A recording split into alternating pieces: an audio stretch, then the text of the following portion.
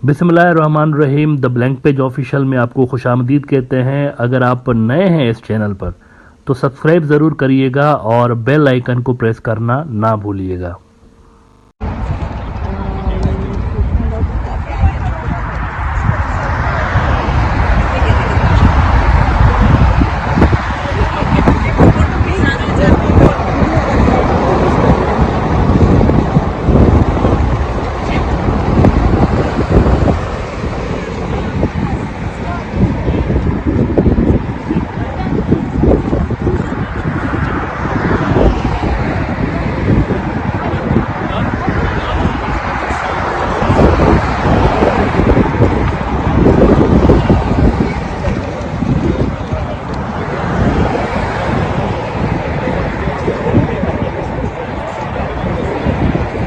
मित्रों, अभी जो आपने एक क्लिप देखी, कुछ लोग प्रोटेस्ट कर रहे थे, ये असल में कैलिफोर्निया की थी।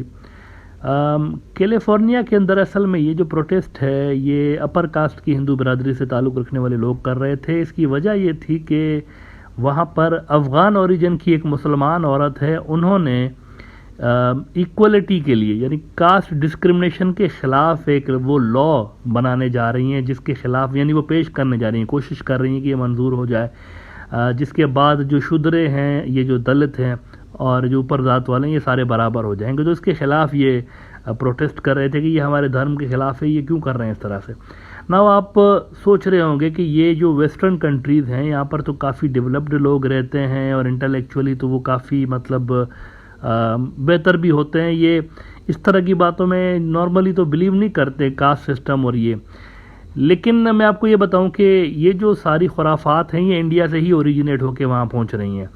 कुछ चौंका देने वाली ख़बरें इन दिनों वेस्टर्न मीडिया आउटलेट्स में शाया हो रही हैं कि आरएसएस जो इंडिया की सबसे बड़ी तंजीम है, दहशतगर्द तंजीम है इफेक्टिवली, इस पे बैन लगा हुआ था पहले, टेररिस्ट ऑर्गेनाइजेशन बोल के इंडिया ने खुद ही इसको बैन किया हुआ था।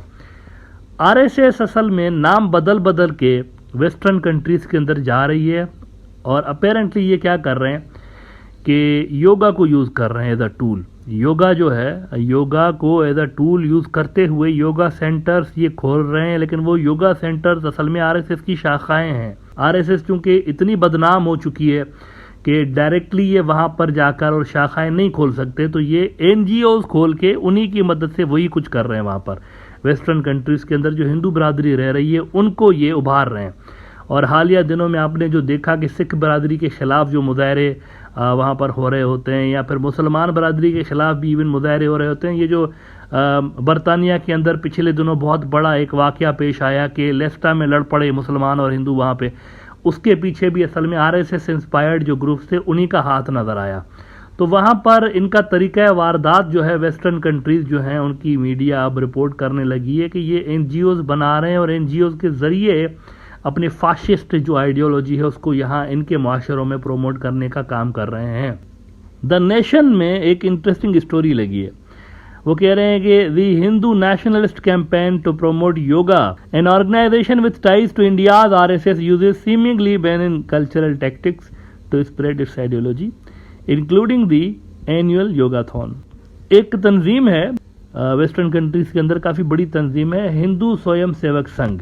आरएसएस का फुल फॉर्म राष्ट्रीय स्वयं सेवक संघ है, ये हिंदू स्वयं सेवक संघ है, क्योंकि ये नाम वही नहीं रख सकते, जाहिर सी बात है, तो पकड़े जाएंगे।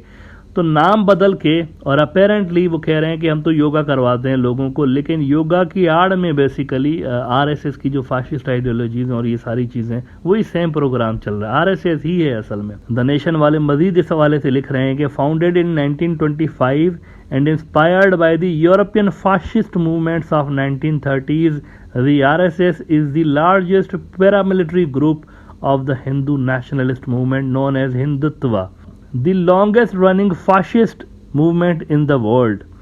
The Hindutva ideology advocates turning India into a Hindu nation, where religious minorities, especially Muslims and Christians, must either accept complete assimilation or be reduced to second-class citizen, devoid of any rights and subject to extreme violence। तो ये चीज़ें आप देखें कि वहाँ पर हो रही हैं, यानी नाम बदल के। अच्छा, वैसे योगा के बारे में आपको बता दूं, बीजेपी सब्सिडरी है ना, आरएसएस की पॉलिटिकल सब्सिडरी है, और मोदी साहब का खुद का ताल्लुक आरएसएस से रहा है, अभी भी है।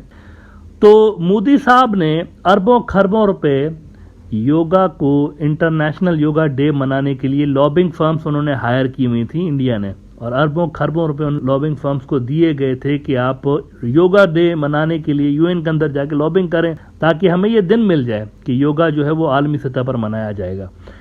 तो उसी योगा को अब जो है, अब एक बार चूंकि आलमी सतह पर ग्राउंड मिल गया इनको, तो उसी योगा को अब आरएसएस और उससे जुड़ी हुई जो तंजीमें हैं वो एज अ टूल यूज कर रही हैं हिंदुत्व की फाशिस्ट आइडियोलॉजी को दुनिया भर में प्रमोट करने के लिए। और इसका सबसे बड़ा नुकसान जो हो रहा है वेस्ट वालों को हो रहा है, उनका जो सोशल फैब्रिक है वो डिस्ट्रॉय हो रहा है। वैसे मुझे याद आया, ये एक बड़ी टॉप की ऑफिशियल है बरतानिया की, इंडियन ओरिजिन की। मैं ये नहीं कह रहा हूँ कि ये कोई आरएसएस से जुड़ी हुई है या इस तरह से, लेकिन उन्होंने कुछ ऐसा बयान दिया है जिसको पढ़ के मुझे बीजेपी की याद आ गई। लिटरली बरतानिया के अंदर बीजेपी की याद आ गई। ये फरमा रही हैं, मतलब अच्छे खासे लेवल पर हैं, ये वहां पर होम सेक्रेटरी हैं यूके की, इनका नाम है सुइला ब्रेवरमैन। अब ये क्या कह रही हैं, जरा इनको देखें। आप देखें कितना जो है ना वो इनका जो सोशल फैब्रिक है वो कहाँ जा रहा है, वेस्ट वालों का भी। इंडिया टीवी कह रहा है कि British Pakistani man rape drug harm white English girls says British home secretary Pakistan fumes. मतलब इनकी सेक्रेटरी पाकिस्तानियों को पिन पॉइंट करके इन्होंने, और वो भी ब्रिटिश पाकिस्तानी, यानी पाकिस्तानी नहीं ब्रिटिश पाकिस्तानी, कह रहे हैं कि speaking in an interview British home secretary Suella Braverman said that be it institutions और एजेंसीज और सोशल वर्कर्स और the police all have turned a blind eye to this out of political correctness, out of fear of being called a racist। यानी वहां पर जराइम अगर होते हैं तो उनके अंदर तो कोई भी मुजरिम तो मुजरिम होता है, और उसमें कोई ज़रूरी नहीं होता कि कोई पाकिस्तानी ही वहां पर जुर्म कर रहे होते हैं। बेशुमार और सारी कम्युनिटी जितनी भी हैं वो जुर्म में तो वैसे इन्वॉल्व होती हैं, इंडियंस भी होते हैं, लेकिन पिन पॉइंट करके इस, अब क्या कहा जाए इनको, ये जो भी महाशय हैं इन्होंने जनाब पिन पॉइंट करके इन्होंने कहा जो पाकिस्तानी है ना। अब देखिए बीजेपी वाले भी शुरुआत जो की इन्होंने पाकिस्तानियों से की थी, फिर बढ़ते बढ़ते ये मुसलमानों तक पहुंचे और इंतहाई दर्जे के फाशिज्म पे ये उतर आए मुसलमानों के खिलाफ, फिर बढ़ते बढ़ते ये बांग्लादेश में भी चले गए, घुसपैठी है दीमक। तो ये स्टार्टिंग होती है बेसिकली। अब यहाँ पर भी मुझे कुछ यही नज़र आ रहा है कि इन्होंने अजीब बात कर दी है। पाकिस्तान ने वैसे इस पर कंडेम किया है इनको, लेकिन कहने का मतलब यह है कि इनके माशरों के अंदर भी, इनकी सोसाइटीज़ के अंदर भी हमें पहले ये चीज़ें इतनी ज़्यादा कॉमन नज़र नहीं आती थी। पहले वाइट और ब्लैक का हमें एक रेसिस्ट कुछ नज़र आता था सिस्टम, लेकिन वो भी धीरे धीरे कम हो रहा था और काफ़ी हद तक वो जो है ना था ज़रूर मौजूद सोसाइटी के अंदर, लेकिन उस पर इन्होंने काबू पा लिया था। लेकिन अब दोबारा से यूँ लग रहा है कि एक सिस्टमेटिक तरीके के साथ इसको दोबारा जो है वो बढ़ावा दिया जा रहा है। और इसमें आपको इंडिया का नाम जो है ना, आप देखें आरएसएस का नाम वेस्टर्न मीडिया के अंदर खुलेआम वो लेने लगे हैं, तो इसमें उनका सबसे ज़्यादा आपको रोल नज़र आता है आरएसएस वालों का।